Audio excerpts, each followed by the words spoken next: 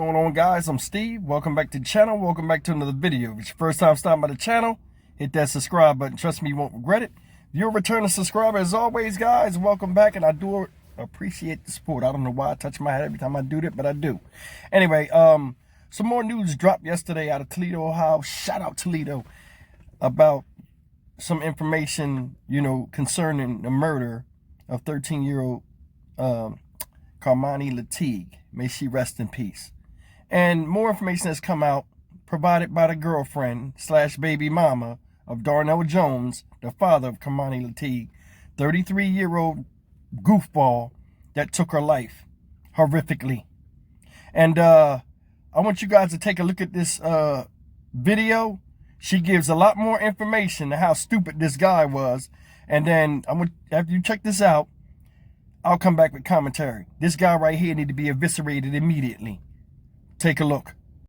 The new developments in the homicide of Kei'Mani Latigue. Tonight, the girlfriend of the murder suspect, Darnell Jones, is speaking out. He's accused of killing his 13-year-old daughter, Kei'Mani Latigue. Police found her body in an abandoned home on Monday. Jones' girlfriend telling 13 Action News she called detectives when she learned he allegedly hid evidence in her home. 13 Action News reporter Alexis Means remaining on this story, on your side with new details in this case. Alexis? Lee and Christian, she told me that Darnell Jones has never been violent toward her, and she told me that she doesn't know why he killed Kei'Mani. Kei'Mani used to be over my house all the time, and we loved her. And now she gonna have to grow up without seeing her sister anymore. I mean, I don't feel bad for anything he going through, but her, she did not deserve none of that she got.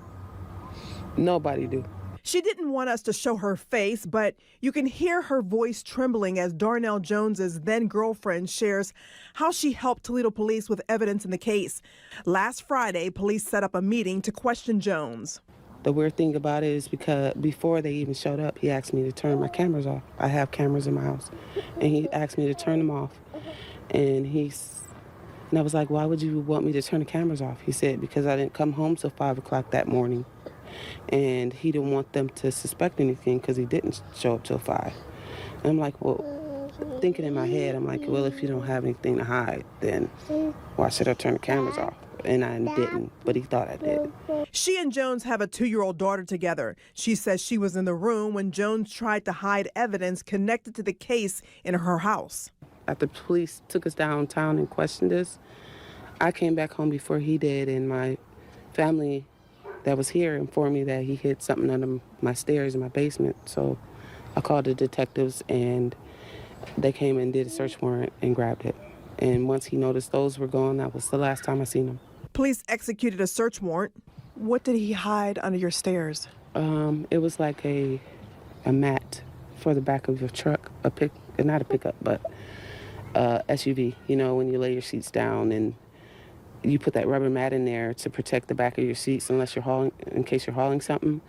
That's what he rolled up and put in my basement. And his work boots, which were caked with mud. I never seen him put it under there, but I wasn't about to hold no evidence for him or none of that. He must have thought that. Jones went on the run to Columbus, where he used to live. After the search warrant and he disappeared, we left the house because I was scared that he might come back and harm one of us. Police located him after he called his girlfriend, and she called police.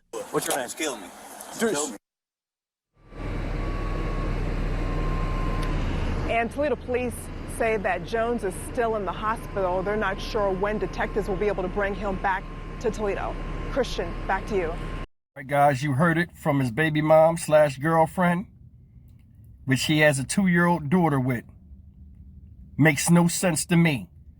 The police had talked to him and her, took them down to the station. Remember, in the story it said he had conflicting reports in his statement, right, of his whereabouts and what he did with Kei'Mani. Because remember, supposedly he went over to the house because she called him to come over there because she thought somebody was trying to get in the house. So him and a friend of his, or a cousin or a homeboy or whoever, went over there, and they were the last ones to see him.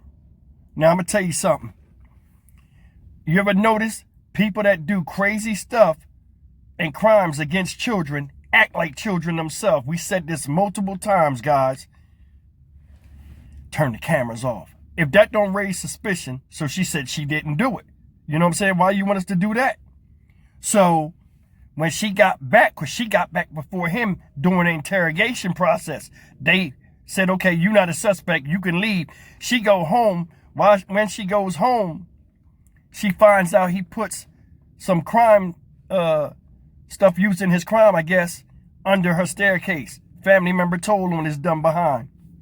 Now, all of a sudden, she called the detective. They had already let him go after interviewing him. He goes back and realizes the stuff not there. He know the jig is up. He ain't have nowhere else to go. That's why they caught him. If you remember the story, they said they caught his dumb ass walking up and down the street, wandering, when they ran up on him, and you seen it in the police video I showed where they shot the shit out of his stupid ass. Now this guy's still in the hospital. They don't know when he's gonna make a court appearance. In that hospital shoot, that video I showed him getting shot in the street, he said, oh, the guy said, it's not that bad. You're gonna be okay. Yeah, it is that bad, because he already knew. And they said he already admitted to what he did, taking young Kei'Mani's life, his own damn child, while having a child with this girl that he stayed with. I want you to think about that mindset of a fucking man, or someone that's supposed to be a man and a father. You killed one baby from a woman that you estranged from. She's 13 years old, about to be 14 in a week. And you got a child that's up and coming right now at 2 years old. Did you hear the baby in the background, y'all? She sounds so cute. Did you hear her playing when the mom was talking? How the hell as a man was you trusted by a 13-year-old girl and you killed her, and then lost trust by a woman you with and a 2-year-old baby that fled from you after you did the sick devilish shit you did, and now you sitting in jail, in the hospital, waiting to go to jail. As a man, you want people to run to you, not from you. As a father, a defender, and just...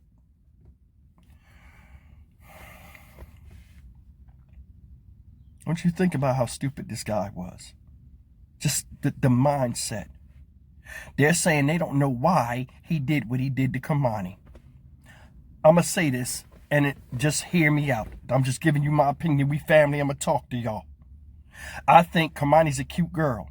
He watched her come up, and he thought he could take advantage of her. She's light-skinned, cute. You know what I'm saying? She's coming into herself as a young lady, and he took advantage of that because he's a predator. That's why he did that shit.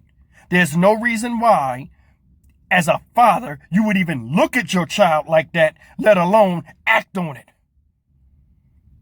Just something to think about, man. God, this shit makes me mad. And I give the community hella credit. They rallied around this situation, and they're trying to do something about it. They're trying to do something about it. But it's very hard to do something, guys. And I want you to hear it. It's very hard to do something when the monster is in your exact midst. A lot of times, we're worrying about outside invaders, but sometimes it can be a coup in your own company. That's real. It's unfortunate that this girl, lost her life like this. It's one of the biggest disappointments and betrayal is when a family member does that to you. That's all. I'm Stock Market Steve for the Dynamic Reason channel. As always, like, comment, share, and subscribe. I'll see you in the next video. Take care.